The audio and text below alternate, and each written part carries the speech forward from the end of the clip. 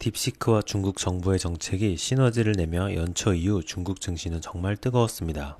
특히 중국은 공산당 국가인 만큼 정부의 역할이 중요합니다. 따라서 이 열기가 이어질지 판단하기 위해서는 중국 최대 연례 정치 행사 양회를 통해 정부 정책 방향성을 파악할 필요성이 있습니다. 먼저 전반적인 내용을 살펴보면 2025년 양회는 전반적인 부양 강도를 강화하며 시장의 예상에 부합했습니다. 중국 정부는 GDP 성장률 5%, 재정 적자율 4%, 물가 상승률 2%를 자신하였습니다. GDP는 3년 연속 동일하지만 30년 만에 최고치를 기록한 재정 적자율 등을 고려했을 때 경제 성장의 안정성을 유지하면서도 적극적인 재정 정책을 통해 경기를 부양하려는 의지를 확인할 수 있었습니다. 또한 올해 초부터 세계적인 이슈로 떠오른 딥시크와 AI도 단연 화제였습니다. 이를 반영하듯 정치, 경제 분야의 무게중심이 있던 예년 양회와 달리 구체적인 첨단 과학기술 영역을 새로운 키워드로 제시하였습니다.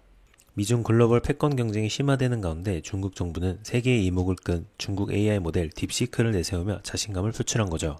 그럼 세부적으로 어떤 힌트들이 있었고 그 수혜가 어디로 이어질지 알아볼까요? 이번 양의 핵심은 바로 내수와 과학기술이었습니다. 정부의 적극적인 개입 의지가 가득 보였는데요. 그 수혜가 중국 테크 기업들에게 이어질 것으로 전망되고 있습니다. 과학 예산은 사상 최대인 3,981억 위안, 약 80조 원으로 되었습니다. 전년 대비 10% 증가한 수치죠. 또한 중국은 인공지능 플러스 행동을 지속적으로 추진할 것임을 재확인하였습니다.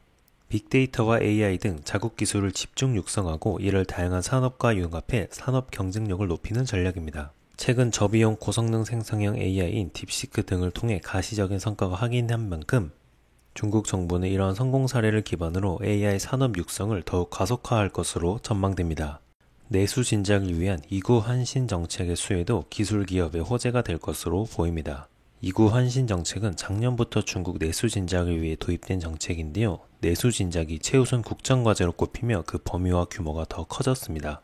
특히 25년에는 스마트폰, 워치, 태블릿 등 전자제품이 범위에 포함되었죠. 실제 1월 20일 소비전자 이구 환신 보조금 정책이 시행되면서 1월 스마트폰 판매량은 2,900만 대로 전년 대비 17.6% 증가하였습니다. 그럼 자연스럽게 그 수혜는 샤오미, 하웨이 등의 테크 기업으로 이어지겠죠? 테크 기업들에게 달라진 시진핑의 태도도 증시에 긍정적으로 작용할 것으로 보입니다. 시진핑 주석은 지난달 17일 민영기업 자담회에서 먼저 부유해진 뒤 공동의 부유를 촉진하자면서 알리바바, 하웨이, BYD 등 민간 부문의 거물과 스타들을 독려하기도 했습니다. 결론적으로 과학, 기술 정책, 내수 진작, 그리고 정부의 태도 변화로 인해 중국 테크 기업들에 대한 수혜가 이어질 것으로 전망되고 있는데요. 샤오미, 하웨이, 알리바바 등 주요 테크 기업을 포함하고 있는 타이거 차이나 항생테크 ETF로 중국 투자를 해보시길 바랍니다. 최근 인공지능 기술의 급격한 발전과 함께 글로벌 기술 기업들은 차세대 컴퓨팅 패러다임으로 양자 컴퓨팅을 주목하고 있습니다. 특히 양자 컴퓨팅은 기존 컴퓨터로는 수천 년이 걸리는 복잡한 연산을 단시간에 처리할 수 있는 잠재력을 지니고 있어 다양한 산업 분야에서 혁신을 이끌 것으로 기대가 되고 있는데요. 더욱이 2025년에는 AI 기술 리더십을 보유한 주요 기업들이 양자 컴퓨팅에 적극 투자함으로써 미래 컴퓨팅 기술의 패러다임 전환을 주도할 것으로 예상하고 있습니다. 이에 오늘은 글로벌 양자 컴퓨팅 주도 기업에 투자하는 코엑트 글로벌 양자 컴퓨팅 액티브 ETF에 대해 살펴보도록 하겠습니다. 양자 컴퓨팅의 투자는 25년도를 기점으로 가속화될 것으로 보이고 있습니다. 이미 유엔 총회에서는 2024년 6월 7일 25년을 국제 양자 과학 및 기술의 해로 지정하였으며 엔비디아는 3월 20일 GTC 2025 행사에서 첫 양자의 날을 개최하여 양자 하드웨어, 알고리즘의 발전과 활용 방안에 조명할 예정입니다.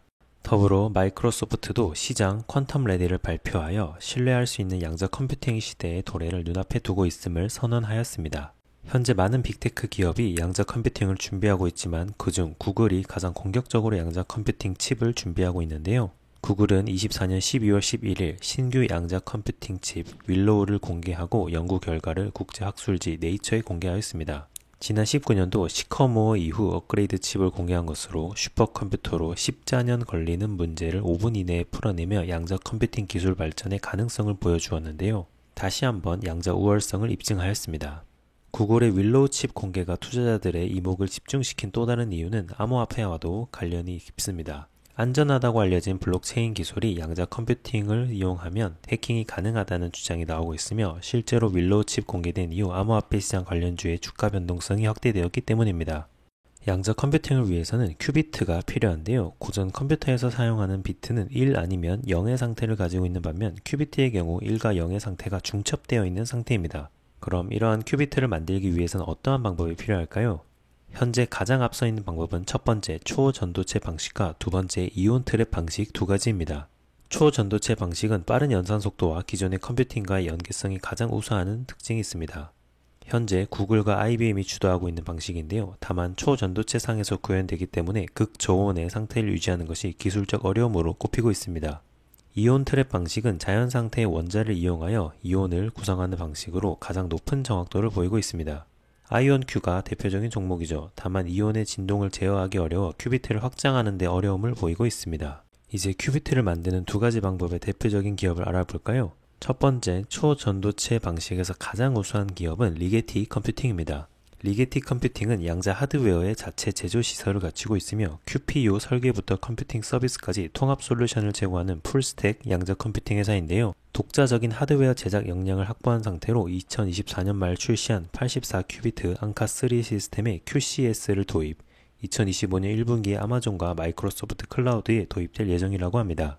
두 번째, 이온 트랩 방식에서 가장 선도적인 기업은 아이온큐입니다. 아이온큐는 최초로 상장된 순수 양자 컴퓨팅 기업으로 아마존과 마이크로소프트, 구글과 파트너십을 맺고 있습니다. 현재 클라우드 서비스를 통해 접근성 확대가 기대되고 있으며 양자 네트워크 기업 큐비텍도 인수하여 사업 확장을 지속할 것으로 기대됩니다. 구글 윌로우칩 공개 내용에서도 말씀드렸듯 빠르게 발전 중인 양자 컴퓨팅 기술은 현재 비트코인 등 암호화폐의 보안 체계에 잠재적인 위협이 될 수 있다는 우려도 빠르게 확산되고 있습니다. 암호화폐의 보안은 각 거래의 디지털 서명을 통해서 보호되는 것이 핵심인데 양자 컴퓨팅을 통해 이를 해독할 수 있다는 얘기가 나온 것이죠. 암호화폐뿐만이 아닙니다. 기존 암호화 프로토콜을 뚫을 수 있다는 가능성도 제기되고 있습니다. 이에 미국 하원은 연방기관 IT 시스템의 데이터를 보호하기 위한 양자 컴퓨팅 사이버 보안 대비법을 2022년도에 발의하였으며 양자 컴퓨팅을 활용한 한 차원 높은 양자 내성 암호를 표준화시키려고 하고 있습니다. 앞서 언급한 보안뿐만 아니라 양자 컴퓨팅은 다양한 분야에서 활용될 가능성을 보이고 있는데요. AI 머신러닝뿐만 아니라 단백질의 3차원 구조 분석, 분자 설계 최적화 등 고난이도의 연산이 필요한 분야들에서 양자 컴퓨터는 전통적인 슈퍼컴퓨터 대비 강점을 가질 수 있었습니다. 이에 따라 양자 컴퓨터와 기존 슈퍼컴퓨터를 아우르는 하이브리드 컴퓨팅은 향후 AI, 제약, 물류, 첨단 소재, 항공우주, 금융 등 다양한 분야에 활용될 것으로 예상되고 있습니다. 특히나 AI 시장이 급속도로 확산됨에 따라 양자 컴퓨팅의 시뮬레이션 계산 기술의 활용도는 빠르게 증가할 것으로 판단할 수 있는데요. 현재 밸류체인은 빅테크를 중심으로 빠르게 형성되고 있는 상황입니다. 코엑트 글로벌 양자 컴퓨팅 액티브 ETF의 예상 포트폴리오를 보시면 앞서 언급한 핵심 종목 리게티와 아이온큐 외에도 빅테크 중 가장 활발히 양자 컴퓨팅에 투자하고 있는 구글, IBM, 마이크로소프트를 포함하고 있으며 양자 컴퓨터 전문 기업인 실스크, D-Wave 등도 포함하고 있습니다. 양자 컴퓨터 시장의 계약이 어디에 투자해야 할지 막막하다면 성장이 예상되는 글로벌 양자 컴퓨팅 밸류체인의 코엑트로 투자해보시면 좋을 것 같습니다. 길었던 인플레이션의 터널을 지나 미국 경제가 기지개를 켜고 있습니다. 2025년 트럼프 정부의 강력한 미국 우선주의 정책에 따라 전 세계 자금이 미국으로 향하고 있는데요. 미국에 투자하는 방법은 다양하지만 소비시장 또한 확실한 투자 매력을 가진 섹터라 할 수 있습니다. 미국 소비시장은 글로벌 최대 규모를 자랑하는 데다 MZ세대로의 세대 교체를 통해 그 어느 때보다 빠르고 다채롭게 변화하고 있습니다.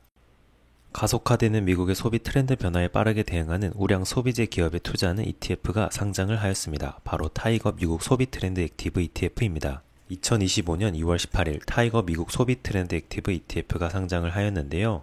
이 ETF는 미국의 대표 소비재 기업에 투자하는 상품입니다. 기초지수인 미래에셋 US 컨슈머 트렌드 인덱스는 미국 뉴욕 거래소와 나스닥 거래소에 상장된 우량 기업 중 GICS 산업 분류상 소비 관련 6개의 카테고리에 속하는 종목으로 선별하였는데요.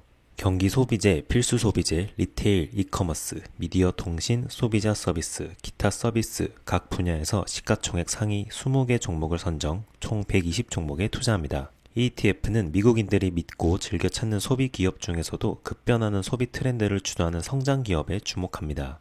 단순히 브랜드 인지도가 높은 기업, 시가총액 상위 종목을 선별하는 것만으로도 MG가 주도하는 소비 트렌드를 따라잡을 수 없겠죠? 따라서 이 ETF는 보다 체계적이고 액티브한 투자 전략을 활용해 확실한 성장 종목으로 포트폴리오를 구성합니다. 장기적인 관점에서 꾸준한 성장이 기대되는 미국 소비재 기업에 투자하는 ETF가 바로 타이거 미국 소비 트렌드 액티브 ETF입니다.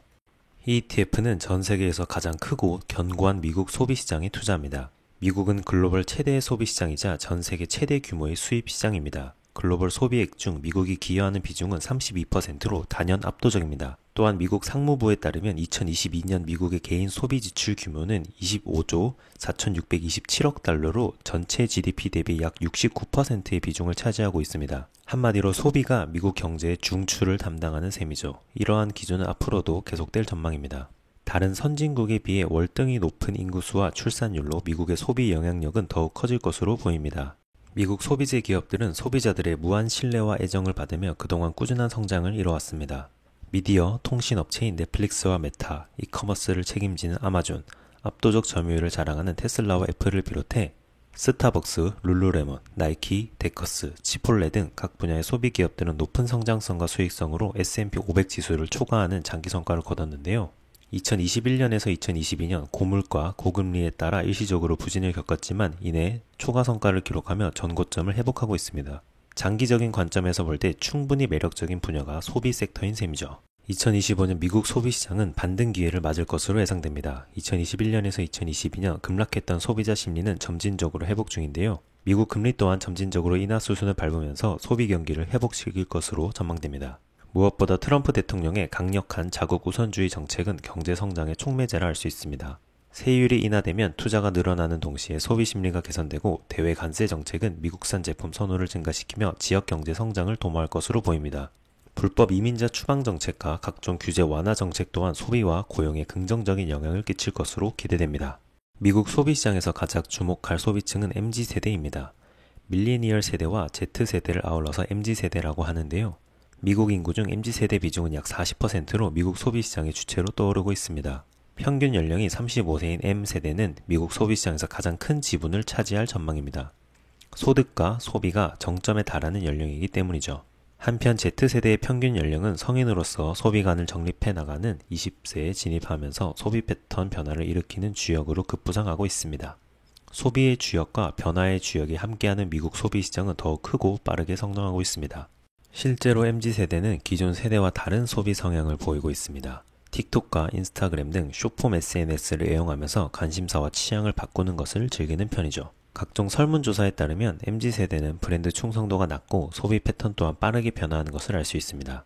즉 MZ세대로의 세대 교체는 미국 소비시장을 더욱 활기차고 다채롭게 변화시킬 것으로 기대됩니다. 이에 따라 소비시장에 투자할 때도 새로운 전략이 필요합니다. 브랜드 인지도 및 시가총액 상위 종목만을 대상으로 한 패시브 전략은 브랜드 충성도가 낮은 MZ세대 성향과 맞지 않습니다. 후행적인 재무 분석에 기반한 액티브 전략 역시 가변적인 MZ 소비를 쫓기에 역부족이라 할 수 있습니다. 이 ETF는 MZ세대의 특성에 맞게 다양한 대안 데이터를 활용해 액티브한 투자 전략을 구사합니다. 디지털 서비스가 발전하면서 소비시장에는 실로 다양한 대안 데이터가 제공되고 있는데요. 구글 트렌드, 닐슨, 컴스코어, 블룸버그 등의 빅데이터 플랫폼을 통해 소비자의 결제액, 방문율, 검색량, 구매의사 설문조사 등 다양한 형태의 대안 데이터를 확인할 수 있는데요. 이를 통해 더 빠르고 효율적으로 소비 트렌드를 확인할 수 있습니다. 이러한 대안 데이터는 단순 소비재 브랜드 외에도 금융, 인터넷, 헬스케어 등 소비자 지갑에서 나가는 다양한 지출을 추적할 수 있는데요. 따라서 기존 투자 기법에 대한 데이터를 사용하면 소비 트렌드를 주도하는 기업을 더 빨리 포착할 수 있습니다. 이 ETF는 보다 체계적이고 정교한 투자 프로세스를 통해 포트폴리오를 구성합니다. 다양한 대안 데이터를 모니터링해 미국 소비 트렌드를 추적하고 포착된 트렌드의 실효성과 지속성을 평가하며 각 기업의 펀더멘털을 정량적, 정성적으로 평가해 적정 주가와 기대 수익률을 산출합니다. 이러한 일련의 과정을 통해 확신도 높은 종목들로 최종 포트폴리오를 구성하고 있습니다. 전 세계 투자자들의 관심이 쏟아지는 미국 시장, 미국 주식에 투자하는 방법은 다양하지만 그 중에서도 미국 소비 시장이 다시 주목받고 있습니다. 경기 회복, 금리 인하, 트럼프 정책 등이 미국 소비 시장을 뒷받침하는 데다 미래에 대해 더 낙관적이고 트렌디한 MZ세대가 미국 소비를 이끌고 있기 때문이죠. 장기적으로 더욱 다채롭고 빠르게 성장할 미국 소비 시장에 투자하고 싶으시다면 타이거 미국 소비 트렌드 액티브 ETF에 주목해 주시길 바랍니다. 항상 투자는 잘 알아보시고 하시길 바랍니다. 그럼 이만.